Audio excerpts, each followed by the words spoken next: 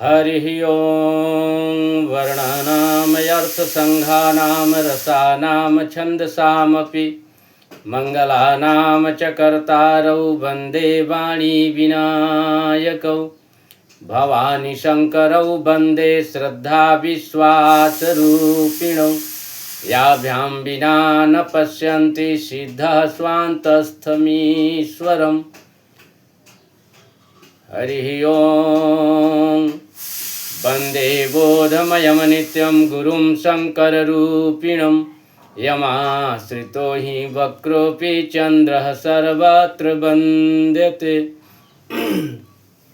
सीतारामगुणग्राम्य पुण्यारण्यविहारिणौ वन्दे विशुद्धविज्ञानौ कवीश्वरः कपीश्वरौ उद्भवै स्थितसंहारकारिणीं क्लेशहारिणीं सर्वश्रेयस्करीं सीतां नतोऽहं रामवल्लभाम् यन्मायावशवर्ती विश्वम् अखिलं ब्रह्मादिदेवासुरा यत्सत्त्वादमृषैव भाति सकलं रजौ यथा हेयभ्रमः यत्पादप्लावमेकमेव हि भवाम्भोधेस्थितिर्षावतां वन्दे अहं तमशेषकारणपरं रामाख्यमीशं हरिम् नानापुराणनिगमागमसम्मतं यद् रामायणे निगदितं क्वचिदन्यतोऽपि स्वान्तः सुखाय तुलसी रघुनाथ गाथा भाषा निबंधमति मंजुलमातनोति। प्रेम से बोलिए श्री सीतारामचंद्र भगवान की जय, राधा कृष्ण चंद्र भगवान की जय, गौरी शंकर भगवान की जय, अनंत बलवंत श्री हनुमंत महाराज की जय, सब देवतन की जय, सब संतन की जय, सब भक्तन की जय, सत्य सनातन वैदिक धर्म की जय। गौ माता गंगा मैया जमुना मैया सरस्वती मैया की जय। श्री सीतारामचंद्र भगवान की जय। भगवान के श्री चरण कमलों में बारंबार प्रणाम करते हुए, भोले शंकर भगवान के श्री चरणों में बारंबार प्रणाम करते हुए सभी संत वृंद के सादर चरण कमलों में कोटि कोटि दंडवत प्रणाम करते हुए भगवान के बाल चरित्र का वर्णन हो रहा है। कथा चल रही है भगवान के बाल चरित्र की। भगवान ने अपने भक्तों को प्रसन्न करने के लिए, अवधवासियों को प्रसन्न करने के लिए विविध लीला करते हैं। विद्या विनय निपुण गुणशीला, अखेल ही खेल सकल नृप लीला। इस तरह से भगवान अल्प काल में ही सारी विद्या प्राप्त कर लिए और माता पिता और बड़ों का आदर करते हैं। प्रातः काल उठी के रघुनाथा, मातु पिता गुरु ना वहीं माथा। ये सब चर्चा कल हुई। आज विश्वामित्र जी महाराज अवध में पधारते हैं, उसका वर्णन करने का प्रयास करूंगा। संतों के वाणी का आश्रय लेते हुए भगवान का चरित्र का वर्णन। गोस्वामी तुलसीदास जी महाराज लिखते हैं रामचरितमानस में, विश्वामित्र महामुनि ज्ञानी, अब सही विपिन शुभयाश्रम जानी। अतः मुनि जोग यज्ञ जप करही, अति मारीच सुबाहु ही डरही। अयज्ञ देखे निशाचर धावहीं, करहीं उपद्रव मुनि दुख पावहीं। विश्वामित्र जी महाराज बक्सर में निवास करते हैं और अत्यंत ही तपस्वी परम ज्ञानी संत हैं। वहीं बक्सर में ही योग जप ध्यान यज्ञ करते हैं, लेकिन जब यज्ञ करने के लिए संकल्प लेकर बैठ जाते हैं तब राक्षस लोग आकर उपद्रव करने लगते हैं। जैसे रावण ने कहा था कि मख भोजन द्विज भोजन मख होम सराधा, सब कर करहूँ जाई तुम बाधा। अपने राक्षसों को ये आदेश दे दिया था कि जहाँ ब्राह्मण भोज हो, यज्ञ हो, होम हो, तर्पण हो, माने धर्म का जेहि विधि होई धर्म निर्मूला, करहि आचार वेद प्रतिकूला। सारा आचार विचार उन्हीं का एक परिकर जो तारका है वो आकर रहती है कहाँ, बक्सर में। और इधर जितना संत लोग हैं, यज्ञ तप है, उनमें खलल डालती है। तो विश्वामित्र जी महाराज अत्यंत ज्ञानी मुनि हैं। विश्वामित्र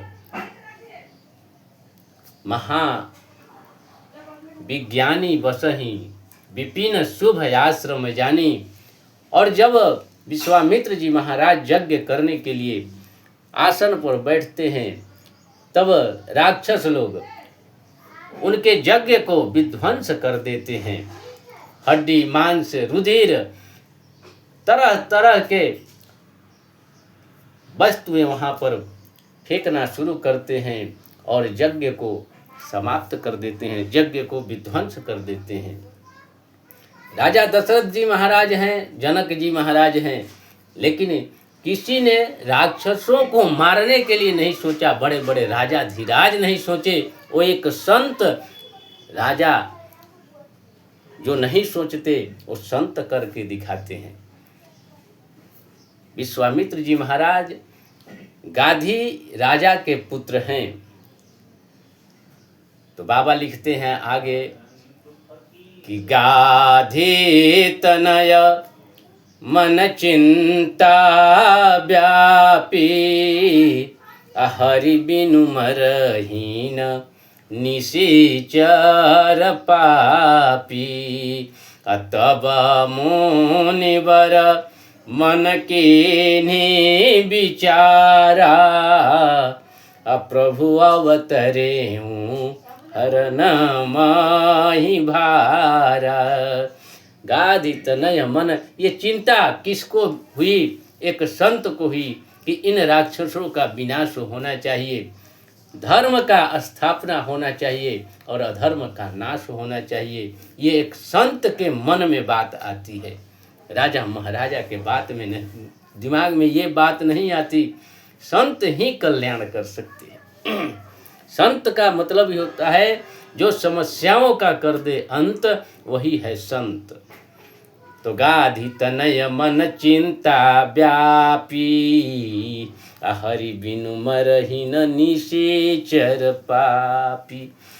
तब मुनिवर मन कीन्ही विचारा, प्रभु अवतरे हरन मही भारा। विश्वामित्र जी सोचते हैं कि भगवान राम अवतार ले लिए हैं अवध में इन राक्षसों का विनाश करने के लिए, इस धरती के भार को कम करने के लिए, राक्षसों को मारने के लिए भगवान अवतार ले लिए हैं। क्योंकि ये धरती माता कहती हैं कि सिंधु शैल सिंधु सारी भार नाही मोही, अजिमी मोहे गरुआ एक परद्रोही। जिस तरह से नदियों का भार, पर्वतों का भार ये धरती माता सह लेती हैं, समुद्र का भार सह लेती हैं, लेकिन एक राक्षस हो जाए, परद्रोही हो जाए तो उसका भार धरती माता सहन नहीं कर पाती। त हरि अवतरे हरन माही भारा, हरि अवतरे हरन माही भारा। एही मीस देखऊँ पद जाई, करी बिनती आनऊँ दो भाई। भगवान का जब अवतरण हुआ था उस जन्म महोत्सव में सब लोग गए थे, लेकिन एक विश्वामित्र जी महाराज, एक सूर्य देवता, ये दो, सूर्य देवता नहीं सॉरी, चंद्रमा देवता, ये दो लोग भगवान के जन्मोत्सव को नहीं देख पाए थे। तो विश्वामित्र जी सोच रहे हैं कि यही मीस माने इसी बहाने देखऊँ पद जाई, भगवान के चरण कमल का दर्शन करूँगा, करी बिनती आनऊँ दो भाई। विनती करके राजा दशरथ जी से दोनों भाइयों को मांग कर लाऊंगा। किनको? राम जी को और लक्ष्मण जी को। ज्ञान विराग असकल गुण ऐना, सोई प्रभु देखऊँ भरी नैना। जो ज्ञान वैराग्य के अपार भंडार हैं, उस प्रभु को मैं आज अपने आंखों से दर्शन करूंगा। यही विधि करत मनोरथ, जात लागी नहीं बार, करी मज्जन सरजू जल गए भूप दरबार। इस तरह से मनोरथ मन में इच्छा जागृत हो रही है, जाते समय देर नहीं लगती, जाता रास्ता कट गया तुरंत यही सोचने में इतना उमंगित है कि भगवान के चरण कमल का दर्शन करूंगा। पहुंचते हैं अवध में और सरजू जी में स्नान करने के बाद राजा के दरबार की ओर चलते हैं। दशरथ जी महाराज को चक्रवर्ती जी महाराज किसी मीटिंग में बैठे हुए थे, अपने सभा में बैठे हुए थे। किसी संवाद वाहक द्वारा उनको सूचना मिली कि विश्वामित्र जी महाराज अपने मंडली के साथ यहाँ पधारे हुए हैं, सरजू जी में स्नान करके राज दरबार की ओर ही चले हैं। तब तक दशरथ जी महाराज अपने पूरे परिकरों के साथ श्रेष्ठ पंडितों को और सचिव को लेकर विश्वामित्र जी के स्वागत के लिए चल पड़ते हैं। कहते हैं कि विश्वामित्र करी दंडवत मुनि सन मानी, निज आसन बैठा रे नियानी। गए अपने पूरे परिकरों के साथ जाकर गुरु विश्वामित्र जी महाराज के चरणों में साष्टांग दंडवत प्रणाम करते हैं और लाकर अपने राज सिंहासन पर बैठा देते हैं। और राज सिंहासन पर क्यों बैठा देते हैं? सारा प्रोटोकॉल तोड़ देते हैं। किसी भी राजा महाराजा, चाहे अमेरिका के राष्ट्रपति क्यों न हो, यदि नेपाल में भी आ जाएं तो नेपाल का जो राजा है, नेपाल के जो प्रधानमंत्री राष्ट्रपति हैं, वो तो अपने सीट पर ही बैठेंगे, अपने जहाँ जो कुर्सी है उनकी, भले उनके लिए दूसरा लगवा दिया जाएगा। लेकिन राजा दशरथ जी ने अपना सीट छोड़कर विश्वामित्र जी को उस सीट पर आसीन कर दिए। इसका मतलब सारा प्रोटोकॉल को तोड़ दिए। क्यों किए? क्योंकि उनको पता था कि हमारे ही वंश में राजा हरिश्चंद्र हुए थे, जिनकी परीक्षा लेने के लिए एक बार विश्वामित्र जी आए थे और उनकी ऐसी परीक्षा लिए कि यहाँ तक कि डोम के यहाँ उनको नौकरी भी करना पड़ा था, बच्चे और पत्नी को बेचना पड़ा था। कहीं विश्वामित्र जी आज हमारे वंश में रामचंद्र आए हैं हो सकता है कि मेरी परीक्षा लेने के लिए आए हों, इसीलिए पहले ही सर्वस्व न्योछावर करके अपने सीट पर बैठा दिए। विविध भांति भोजन करवावा, पैर पखारे, पूजा किए और विभिन्न प्रकार के वस्तुएं बाबा को भोग करने के लिए दिए। जेवाए बहुत तरह के पदार्थ, बहुत तरह के मिष्टान बाबा के सामने भोग करवाए, उनको जेवाए। विविध भांति भोजन करवावा, मुनिवर हृदय हरस अति पावा। बाबा भोजन करके अत्यंत प्रसन्न हो गए। बातचीत होने लगी।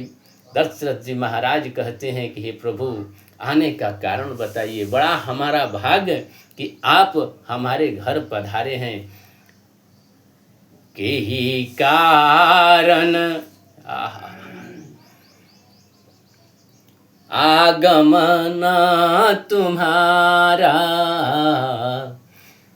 चारों भाइयों को, अपने चारों पुत्रों को बुलाते हैं और विश्वामित्र जी के चरण में प्रणाम करवाते हैं।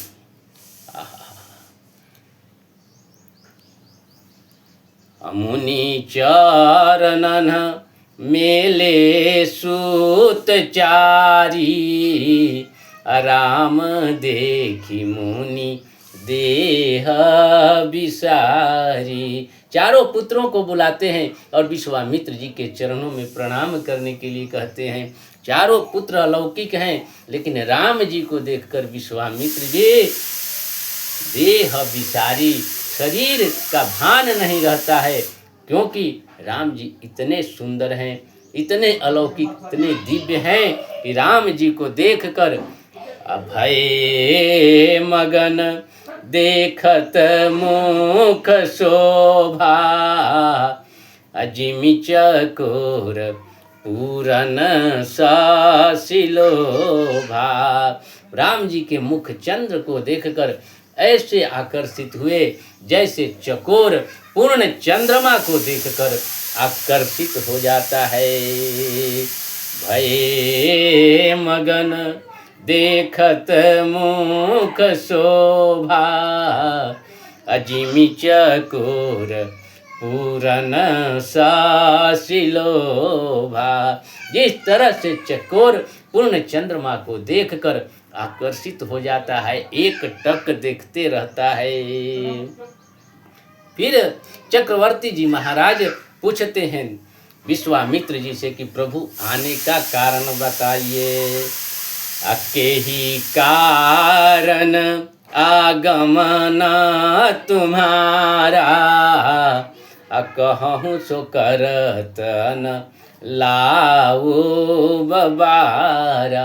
हे प्रभु, आपका आने का कारण बताइए, किस मकसद से आए हुए हैं आप बताइए। ये दास आपके सेवा में हाजिर है, आपके कहने में देर होगी प्रभु, हमारी सेवा में देर नहीं होगी, मैं तुरंत आपकी मांग पूरा करूँगा। विश्वामित्र जी महाराज कहते हैं, हे प्रभु, हे राजन, मैं बक्सर में रहता हूँ और यज्ञ करता हूँ, और वहाँ पर असुरा समूह सतावहि मोहि, मैं जाचन आवा नृपतोहि।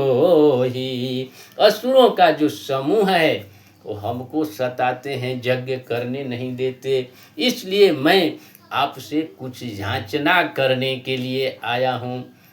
दशरथ जी महाराज समझे कि फौज ले जाएंगे रक्षा के लिए या धन मांगेंगे। बोले कि प्रभु कहिए क्या चाहिए। आहा, विश्वामित्र जी महाराज कहते हैं कि अनुज समेत देहु रघुनाथा, निशिचर बध में हो बसनाथा। निशिचर बध में हो बसनाथ। असुर समूह सतावहि मोहि, मैं जाचन आवा नृप तोहि, मैं जाचन। इतना सुनते ही लक्ष्मण जी के साथ राम जी को मांग रहे हैं।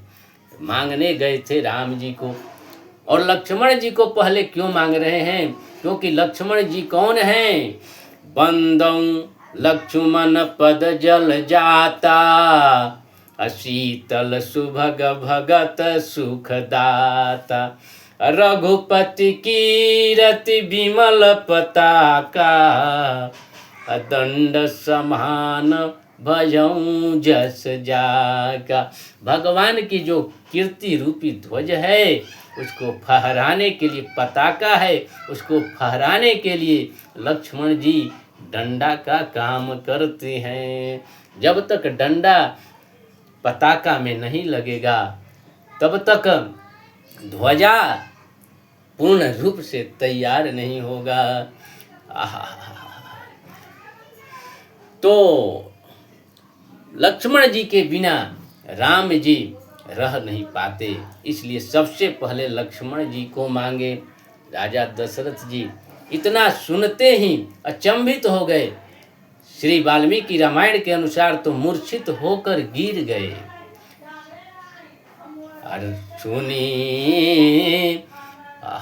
सुनी नरेश अप्रिय बानी, हृदय कंप मुख दुति कुमुलानी। हृदय कंप मुख दुति कुमुलानी। सुनते ही दशरथ जी के हृदय में कंपन हो गया, हृदय कांप गया और चेहरे की कांति धूमिल हो गई। और कहते हैं विश्वामित्र जी महाराज से कि हे प्रभु, चौथे पन पायऊं सूत चारी, अभी प्रवचन नहीं कहे वो बिचारी। हे प्रभु, मैं चौथे पन में, बुढ़ापे में 4 पुत्रों को पाया है, लेकिन आप मांगने में विचार नहीं किया। मांगहूँ भूमि अधेनु धन कोसा, असरबस देऊं आज सहरोसा।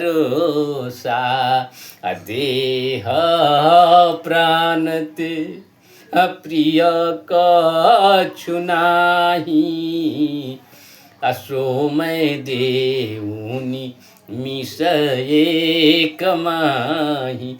हे प्रभु, आप हमसे धन मांग लीजिए, भूमि मांग लीजिए, धन कोष मांग लीजिए, लेकिन मेरे राम को मत मांगिए। चौथे पन में मैं पाया हूँ, प्रभु राम को नहीं दे सकता।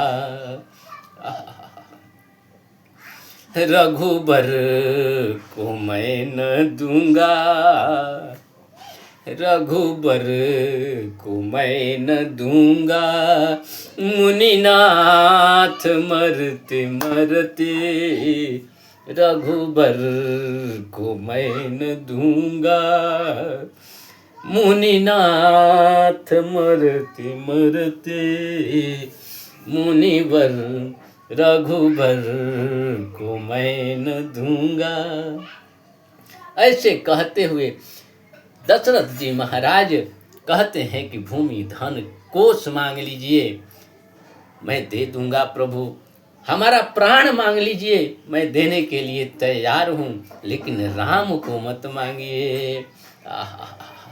सब सूत प्रिय मोहे प्राण की नाई, राम देत नहीं बनई गोसाई। इस तरह से भगवान को देने का इच्छा नहीं है। दशरथ जी महाराज सीधा मना कर देते हैं कि मैं राम को नहीं दूंगा। आगे की कथा इसी प्रसंग की होगी। श्री दशरथ जी और विश्वामित्र जी का ये प्रसंग बहुत ही रोचक प्रसंग है। कथा को आगे कहने का प्रयास करूंगा। तब तक के लिए आप सभी को प्रणाम। सादर संतों आचार्यों के चरणों में कोटि कोटि प्रणाम साष्टांग दंडवत करते हुए जय जय श्री सीताराम, जय श्री राधे श्याम, जय श्री हनुमान, जय श्री परशुराम। वाणी को देता हूँ विराम। जय जय श्री राम।